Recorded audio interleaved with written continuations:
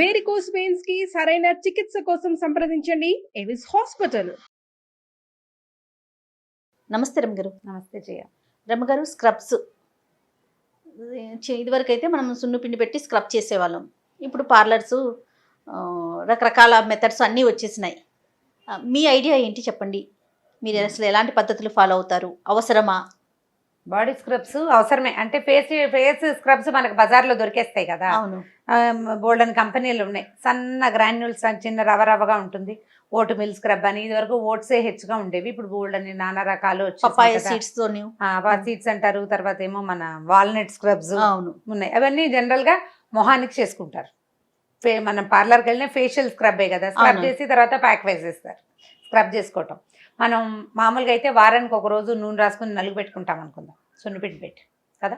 ఈ సున్నిపిండి పెట్టలేని రోజున సున్నిపిండి కాదు, ఇంకోటి ఏదైనా డిఫరెంట్గా చేద్దాం అనుకున్నప్పుడు స్క్రబ్ చేసుకోవచ్చు. స్క్రబ్ తోటి ఏమవుతుందంటే బాడీ పైన ఉన్న డెడ్ సెల్స్ పోతాయి. అవునండి. ఎక్కువ స్మూత్ ఫినిష్డ్గా అవుతుంది.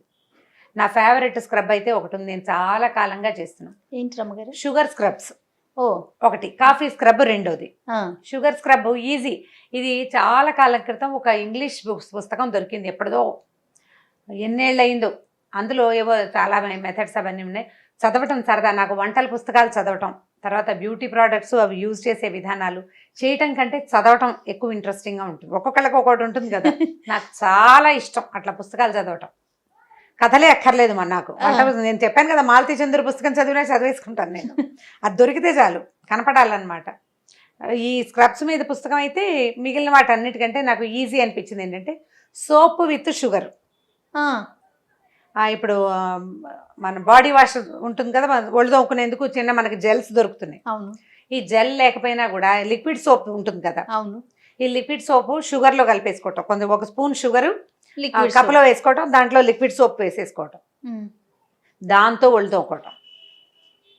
స్క్రబ్ అవుతుంది. ఎంత స్మూత్ ఫినిష్డ్గా అనిపిస్తుంది అంటే స్కిన్ స్నానం చేశాక నీళ్ళు ఒంటి మీద నిలవట్లేదని తెలుస్తుంది మనకి. చాలా సాఫ్ట్గా ఉంటుంది. ఇప్పుడు అప్పటికప్పుడు మనం హడావిడిగా బయటికి వెళ్ళాలి, మన దగ్గర ఫేస్ వాష్ లేదు, మంచి ఏమీ లేవు. అప్పుడు ఫేషియల్ చేసుకునేదో మొహానికి ప్యాక్ వేసుకునేదో టైం లేనప్పుడు మామూలు సబ్బే, ఏదో మన రోజువారీ వాడే సబ్బే, ఒక చిన్న ప్లేట్లో అంత షుగర్ వేసి బాత్రూంలోకి పట్టుకెళ్ళండి. సబ్బుతో మొహం తోముకుని షుగర్లో చేయి ముంచి దాంతో స్క్రబ్ చేసుకోండి. సబ్బుతో మొహంతో కూడా మొహంతో నురుగుంటుంది, ఆ నురుగు మీదే షుగర్ తోటి స్క్రబ్ చేసుకోవటం చాలా స్మూత్గా వస్తుంది. అసలు మీరు ఎక్స్పెక్ట్ కూడా చేయరు. ఇది తరచుగా చేస్తే నీకు డిఫరెన్స్ కనపడదు. అప్పుడు వన్స్ ఇన్ ఏ వైల్ చేస్తే నీకు చాలా డిఫరెన్స్ వస్తుంది. ఎంత సపుల్గా అవుతుందో స్కిన్. ఏ స్కిన్ వరకైనా బాగుంటుంది అంటారా? జనరల్గా బాగుంటుంది. ఇప్పుడు ఒకవేళ మరీ మీది డ్రై స్కిన్ అనుకుందాం, బాగా డ్రైగా ఉంటుంది అనుకోండి, బయటకు వచ్చాక మొహం కడుక్కోగానే చిన్న మాయిశ్చరైజర్ రాసుకోండి. అందరి దగ్గర మాయిశ్చరైజర్లు ప్రతి దగ్గర ఉంటాయి. అబ్బే మా దగ్గర లేదండి, చిన్న కొబ్బరి నుండి చేతిలో రాసుకుని ఇలా అని దాన్ని మొహానికి రాసుకోండి, చక్కగా ఉంటుంది. ఎంత సపుల్గా ఉంటుందో. Sugar and soap best scrub.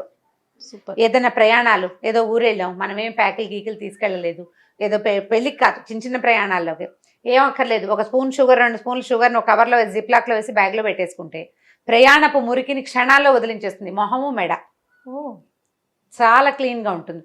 ఇప్పుడు ఈ స్క్రబ్ చేసేటప్పుడు తాత్కాలికమైన స్క్రబ్స్ అయినా కూడా మొహం ఒక్కటి తోముకోవద్దు.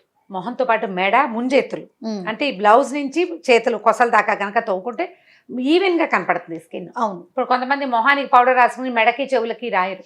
చెవులు, మెడ, మొహం ఈవెన్గా ఒకే కలర్లో ఉండేలాగా మెయింటైన్ చేయండి. బ్యాక్ నెక్ ఎంతో కొంచెం గొలుసుల వల్ల సన్నగా సారలు పడుతుంది, అది కూడా తగ్గిపోతుంది. షుగర్ స్క్రబ్ని ఒట్టి నెక్ కూడా వాడుకోవచ్చు. ఎవరికైనా వాడచ్చండి? ఎవరికైనా, చిన్నపిల్లలకైతే కాదు. నా క్వశ్చన్ వెంటనే అర్థమైంది. చిన్నపిల్లలకు కాదు, 12-13 ఏళ్ల పిల్లలు పర్వాలేదు. 12-13 ఏళ్ల పిల్లలు అయితే చేసుకోవచ్చు. సో నేను కొన్ని రోజులు ఆగాలి. అయితే ఇప్పుడు ఈ షుగర్ తోటి స్క్రబ్ చేసేటప్పుడు గ్రాన్యూల్స్ బరకగా ఉంటాయి కదా, కరకరలాడుతూ మాత్రం చేయొద్దు. మీరు ఒక చంటి పిల్లని తోమినట్టుగా, ఒక్క డే బేబీని మీరు ఎలా చేస్తారో అలా మీ మొహం, మీకు 50 ఏళ్ళు ఉన్నా సరే, ఒక్కరోజు పాపాయిని పట్టుకోవటానికి ఎలాంటిది, దాన్ని ఒళ్ళు తోమాలంటే ఎలా చేస్తామో అంత స్మూత్గా హ్యాండిల్ చేయండి.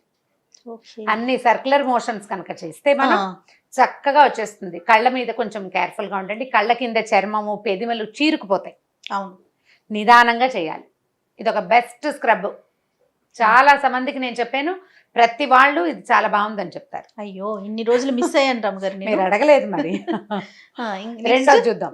రెండోది కాఫీ స్క్రబ్. నేనైతే ఫ్రెష్ కాఫీ పౌడర్ అసలు వాడను. చేతులు తోముకోవడానికి చాలా ఇష్టం నాకు ఇది.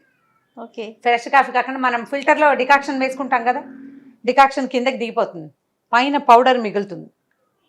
ఆ పౌడర్ కొంచెం తడితడిగానే ఉంటుంది. ఒక చిన్న కప్పులో వేయండి, దాంట్లో ఒక స్పూను ఆ పొడి ఉంటే 1 స్పూన్ పంచదార వేసుకోవచ్చు. మీరు దీనికోసం మామూలు పంచదార కాదు బ్రౌన్ షుగర్ తెచ్చుకుంటామంటే మీ ఓపిక. నాకు అంత ఓపిక లేదు. డబ్బాలో నుంచి పంచదార కాస్త వేసుకుంటే సరిపోతుంది.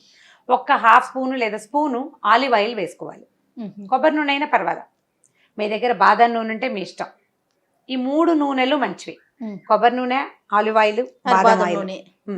ఈ 3 ఏది ఉంటే అది 1 స్పూను.